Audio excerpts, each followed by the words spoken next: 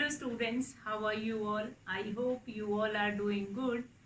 Children, as you all are aware that we had started chapter 5, separation of substances, and in our previous videos we have understood about substances, how we can categorize further substances and what are the different category of substances.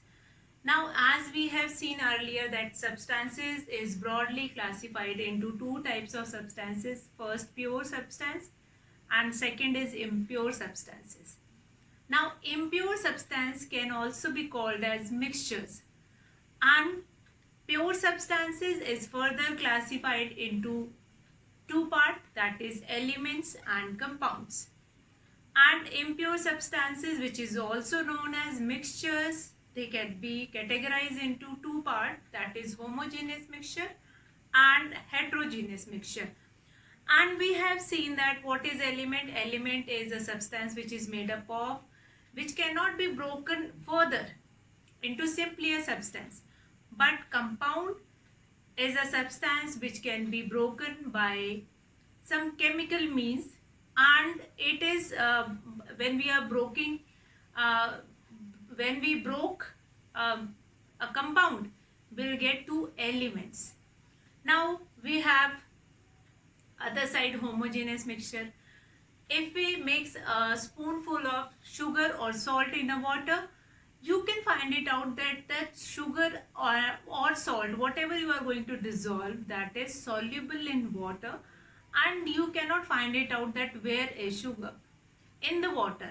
It means that solution in which the solute is completely dissolved in that solvent, that is known as homogeneous mixture. On the other hand, if we can find it out that the particular thing, if we will take a spoonful of sand, so you can find it out that where is sand in the water and it is not dissolvable in the water. So that is known as heterogeneous mixture.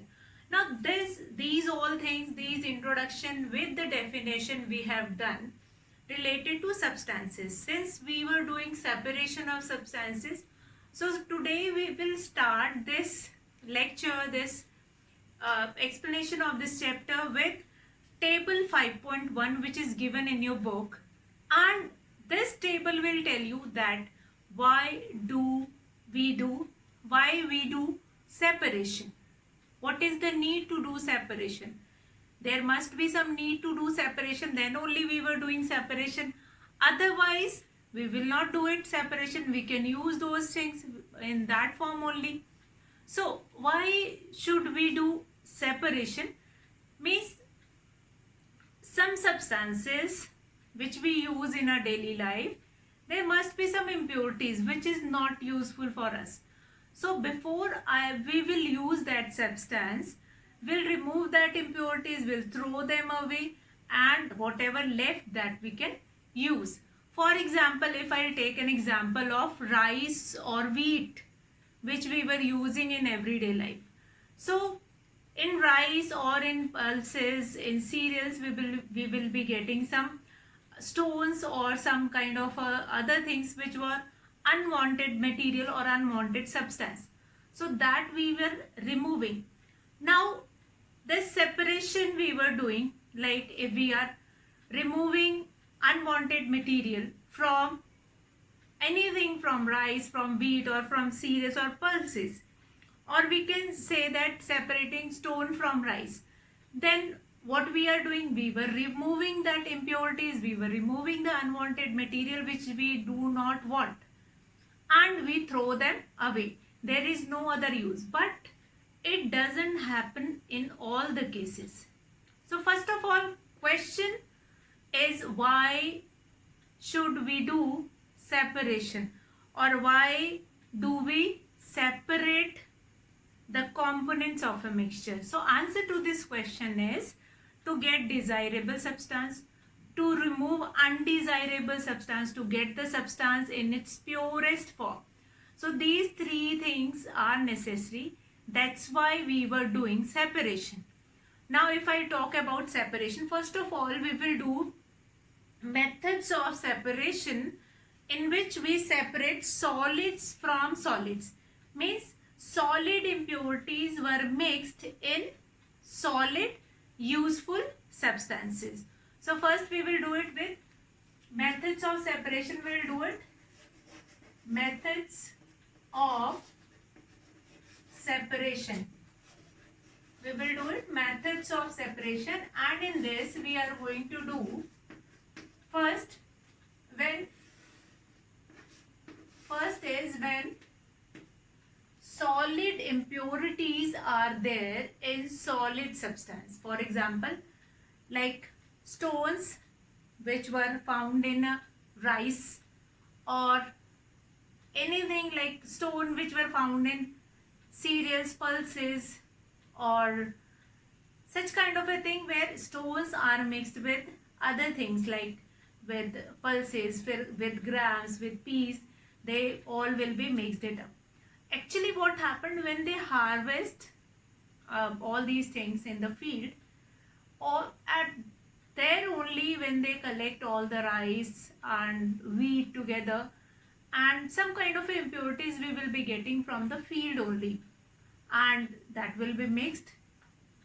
It is not like that, it is not getting cleared, but every time we were using, and it is not always become 100%. So what is the method? The first basic method is hand picking. So we'll talk about some simple methods first, like when we have to separate solids from solids. So the first method is hand picking. Hand picking. Hand means your hand which is used to pick something. Pick the unwanted or undesired material from that given mixture. Fine. So this methods of separation we are going to use with mixtures only. Whether the mixture can be in solid and solid form, solid with liquid form, liquid with solid form, or liquid with liquid form, or liquid with gaseous form, or whatever form is there. So here hand picking is used if we have to remove stone from rice. Now hand picking is the method. This method can be used when the components of the mixture differ in size. Fine. If rice and that undesirable substance is of same size, same color, then we cannot remove it. It is very difficult to find it out, but it can be used if they are of different size. Now, and are present in small quantities. And are present in small quantities. If it is double to that amount, then we have to use some other method we are going to find it out to remove it. Now in this method, the components of the mixture are separated by hand. Now if I say that this hand picking is one of the traditional methods which were used by the women who is living in village area as well as in urban areas also, in rural area and urban areas also. And this is quite common method to remove solid impurities from a solid substance, but it must be less in number, it must be different in size, and it must be easy to recognize that which is undesirable material. So, and this method is performed by using hand. So these are the few important things that is related to hand picking. Now in this activity 2, activity 1 we have done, that is related to your taste. Activity 2 is bring a packet of grain purchased from a shop to the classroom. Now spread the grain on a sheet of a paper. Do you find only one kind of a grain on the sheet of a paper? Are there pieces of stone, husk, brown grain and particles of other grain in it? Now remove with your hand, remove the pieces of stone with your hand, husk and other grains from it.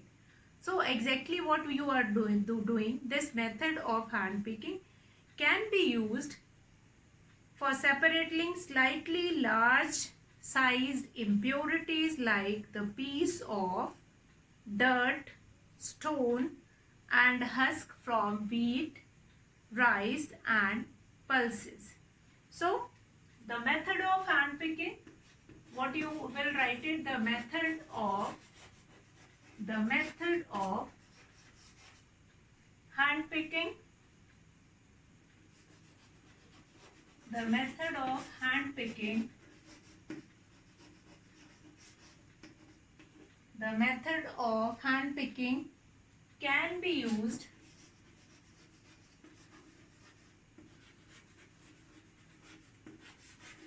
for separating, can be used for separating slightly larger particles, slightly larger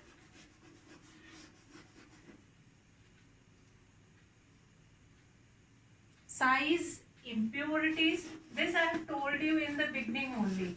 Size impurities. If the impurities are of same size, if the impurities are of same size, then it is difficult to remove it. Large size impurities like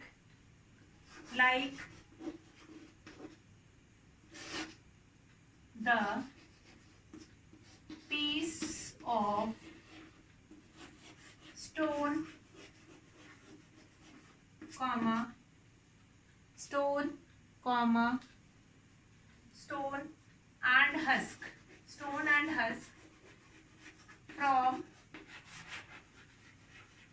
from wheat, rice and pulses. So all these things which I am writing on the board, that is describing this method of separation, that is hand picking. Now hand picking is what? The method of hand picking can be used for separating slightly larger sized impurities. That size of impurity which we can see with our naked eyes, we can find it out, and then only it will be removed from wheat, rice and pulses, like the piece of stone and husk from wheat, rice and pulses. Basically we'll get pieces of stone and husk only in these things, and pieces of other grain also will get it, pieces of dirt also, pieces of stone also we will be getting. Like now this method is used when we have solid impurities,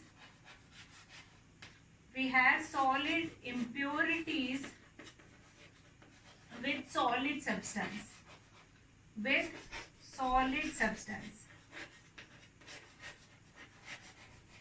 What do you understand in this? That if we have some liquid impurities in a liquid substance, we cannot use hand picking. For example, if there is any dirt in water or dirt in some juice or some like that, if seeds are there in fruit juice, you can remove it? No, then you have to use another method. If you have to remove tea leaves from tea, you are going to use hand picking, you can take it out that tea leaves from that? No, it is not possible. So hand picking is what? The method of hand picking can be used for separating slightly larger impurities, larger sized impurities, like the piece of stone, piece of dirt also, piece of stone also and husk from wheat, rice and pulses. Now this is used for removing solid impurities which are mixed with solid substance. If the impurities which were mixed with that substance is not solid, then we cannot use this method. So it is very important to understand this hand picking, how we will use it. Now the quantity of such impurity is usually not very large in such situation. we find the hand picking is a convenient method to separate the substance. If the impurities, the number of impurities is not more, that we cannot easily remove it, so we use this method. Now this is your first method. After that we will see second method, which normally you have seen when you went to some construction site also. So that we will see next. After that hand picking we will see sieving. After hand picking we will come to second method of separation, that is sieving. We will come to next number 2. Number 2, that is sieving. So we will understand this sieving. Although sieving we will be doing at our home also, when we are removing tea leaves from tea. That is an example of sieving. Now sieving is what? This method is used when a mixture has components of different sizes which can be separated using a sieve. Now on the construction site you must have seen this kind of a thing. This kind of a thing which is kept here, and in this small you will be getting this.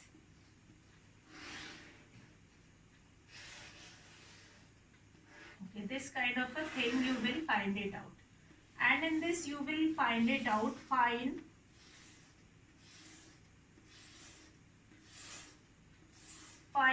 thin lines. Means space is quite less in between. So space is quite less in between, and if you will put it anything inside it,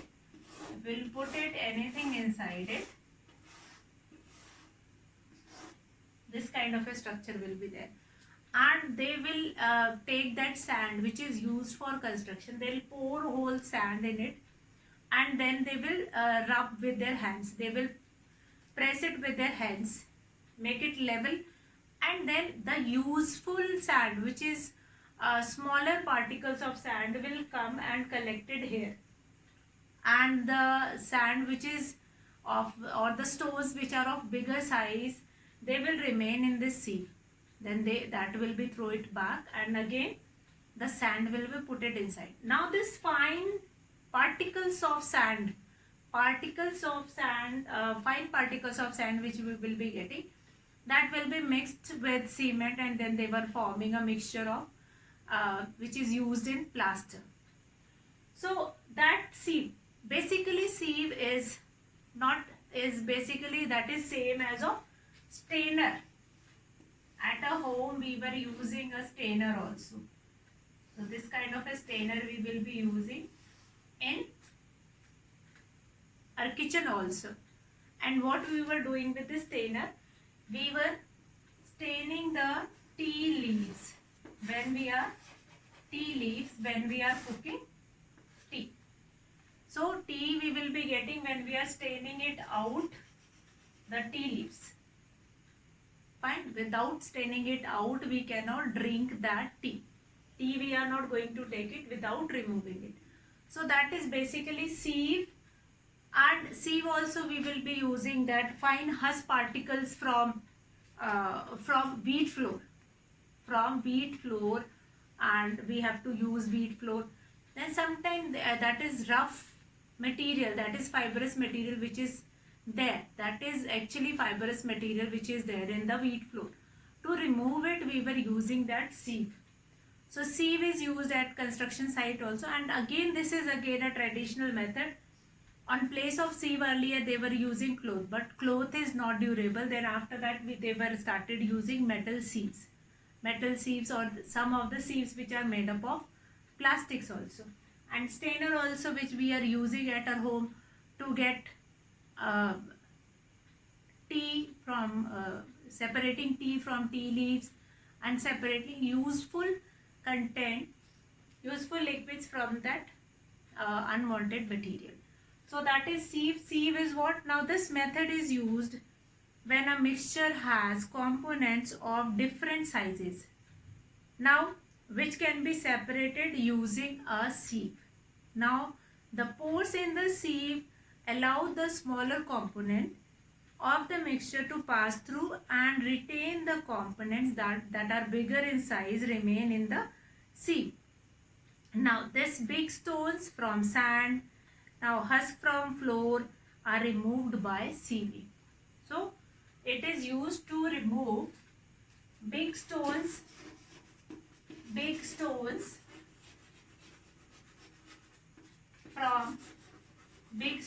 from sand,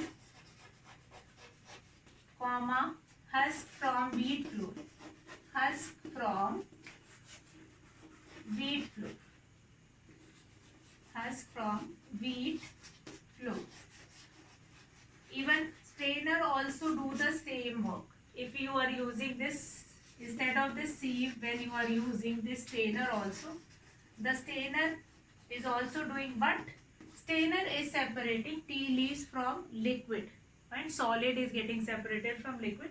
So this we are going to see in the next. Now, so number 2 is sieve. Sieve is used, this method is used when the impurities are of different size, and it can be separated by using this sieve.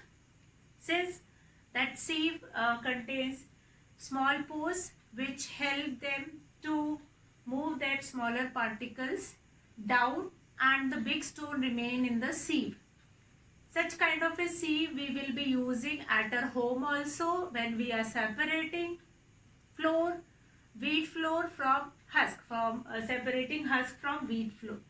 So that is common method which we were using at our home. Now we'll come to next, that is number 3 method. Number 3 is, now we'll come to a method which is used by farmer. Now we'll come to the method which is used by farmer, that is threshing. Threshing and winnowing, a method which is used by farmer. First of all, we will come to threshing. Number 3 is threshing.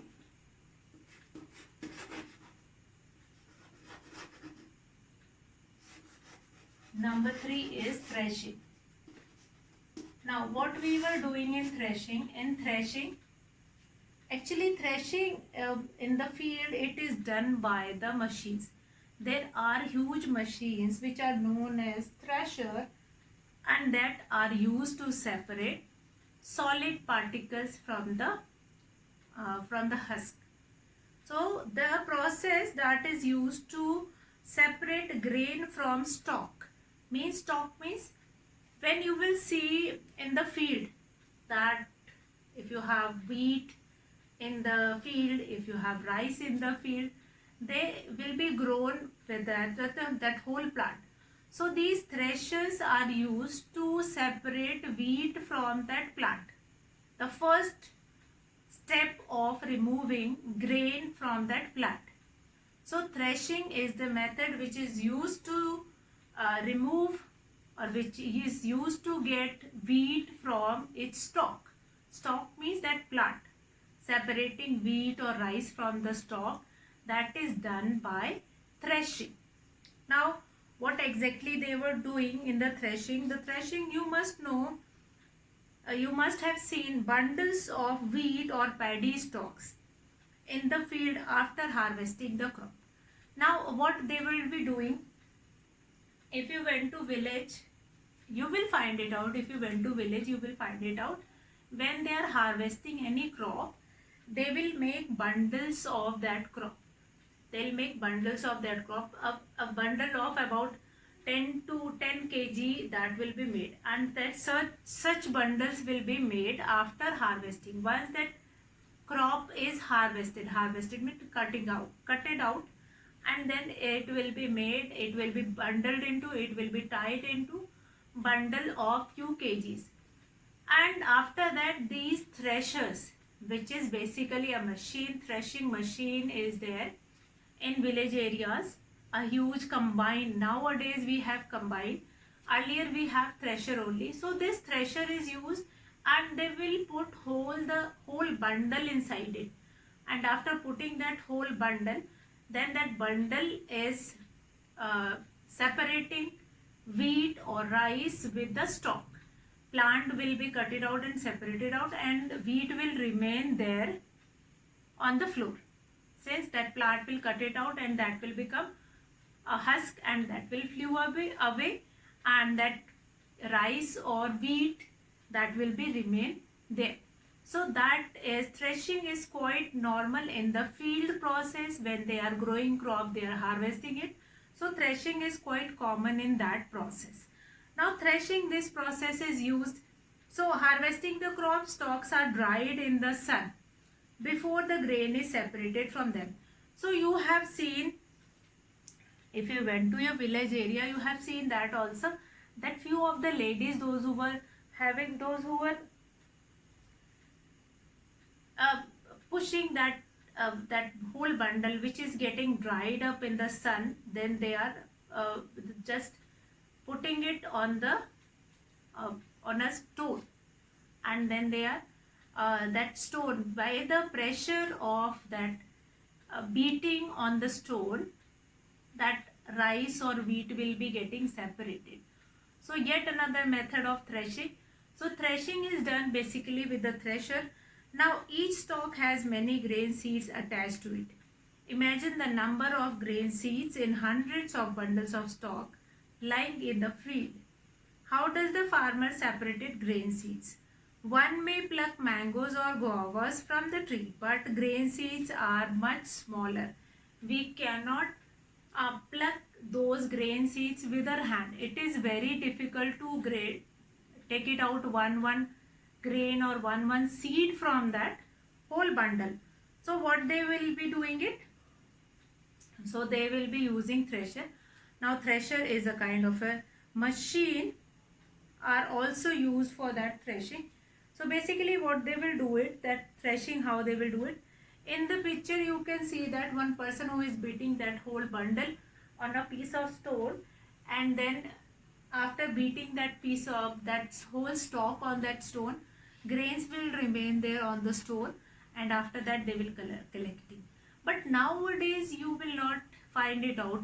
Very often you will find it out, this method, which is adopted by the people. Nowadays you will be getting threshers which are used to do threshing. So very important, the process that is used to separate grain from stalk, that is threshing. In this process the stalks are beaten to free the grain seeds. Sometimes the threshing is done with the help of machines and bulk also. Sometimes this process is done with bulk also. What they will be doing it, they will throw all those stalks, throw all those bundles on the ground, and then bulk or the bull cart was running over there. That basically bullock will be running over it, and after running that grain will be separated, and then they will be getting that useful grain outside from that stalk, and then they can remove stalks, and then they can collect all the grain. So that is very traditional method which they were opting for. But nowadays this whole process, this whole method is doing with threshers, and that will be easily done. Machines are also used to thresh large quantity of grain, and it took very less time to complete all this process when they will be using it in the field. So this threshing is another method of separation. So what you have to remember now, this process that is used to separate grain from stalks is known as threshing. Now in this process what they will be doing, the stalks are separated from the grain. Traditionally it is done by bulk or a person who is beaten these stalks on the piece of a stone. So tomorrow children, we are going to continue our methods of separation. Today we have seen 3 methods of separation: hand picking, then sieving, and the third, that is threshing. So tomorrow we will continue from here only, and you will read this much from your book. That's all for today, children. Have a good day.